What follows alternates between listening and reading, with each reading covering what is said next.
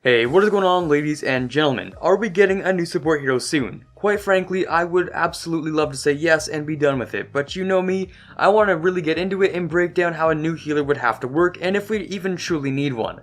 I know a lot of you are here just so you can find out whether or not a new leak or a convincing concept has arisen, so let's just get the fact stuff out of the way.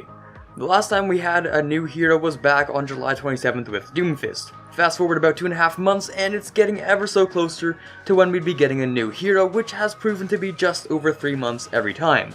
Not to mention that we're about to get BlizzCon 2017 at the beginning of November, so yes, we're probably getting the new hero within a month and a half, preferably sooner rather than later. Now that that's out of the way, we can get into the speculation. So we first need to look at the hero pool, the meta, and how the current healers feel in terms of gameplay.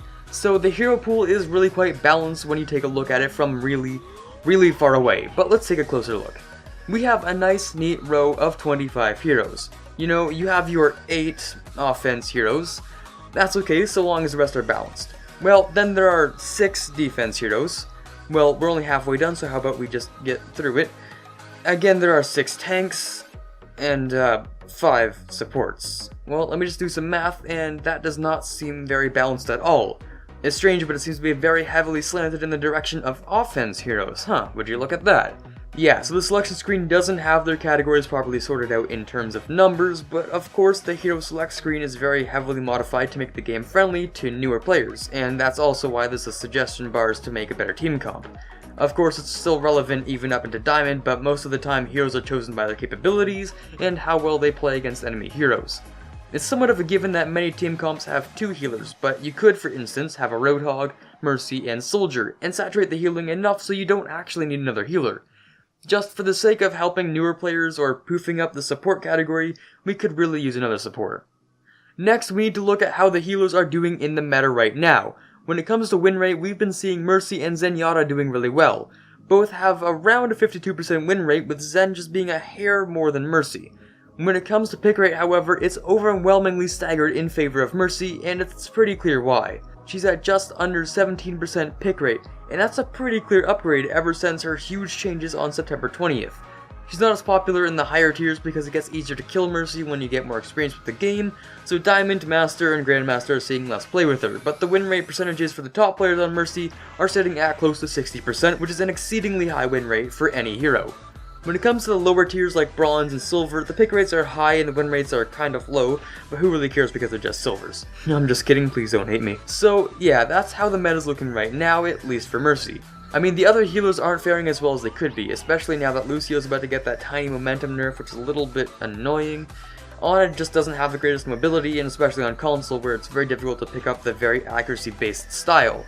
When it comes to the gameplay of the healers, they aren't stable by any means of the imagination. Picking up a healer is fairly easy to do, and that's the way it should be. You want people to play the healers with a fair amount of ease, because it's a job that often goes underrated, and somebody has to play them. I like the healers, and I consider myself somewhat of a support main, because I can play Sim half decently. I have a strange gift for DPS Lucio, and I consider myself a Zen main personally. I'm actually garbage at Mercy, and I try to stay as far away from Ana as I can, except for in Junkenstein's Revenge. So the healers we have aren't that bad, but there are still loads of untouched capabilities for new support heroes. Especially a lifesteal ability like Reapers, but I think a support hero would do the concept more justice than it already has. A support hero that can manipulate the reload speed of enemies, or slow down fire rate, or I'd especially love to see a hero that can manipulate speed kind of like Lucio, but slow down enemies. Of course, the community, and me included, really want to see another healer, so how about we just play around with some new healer concepts just to prove how rich these unused concepts are. A healer who can burst rapid fire healing bullets, or a healer who can siphon health from enemies and spread it among their team like a Lucio, but with more death, I guess. Maybe a healer who can disable healing on enemies like Biogrenade, but more active. A healer who can area deny healing. Maybe their ultimate can place a ring around them that makes healing half as effective for enemies or twice as effective for their team. There's also the potential for a crazy healer who can briefly turn all damage taken into healing. It'd have the same effect as hitting a Zarya bubble, and it's something you wouldn't want to do. Just another reason to complain about your teammates shooting at the wrong targets. Maybe even have a healer that binds 2 heroes together in healing so that the healing gets shared between them, and maybe have that do a little bit of healing itself. This would work especially well for tanks and offense heroes, so I mean, why not? There are literally so many things you can do with the healing concept, and this is what I love about Overwatch. The game doesn't have any limits when it comes to potential for heroes. They can literally go back in time or pull armor out of nowhere and have resets on abilities, and they can all have different playstyles as well. So, do we really need a new support hero?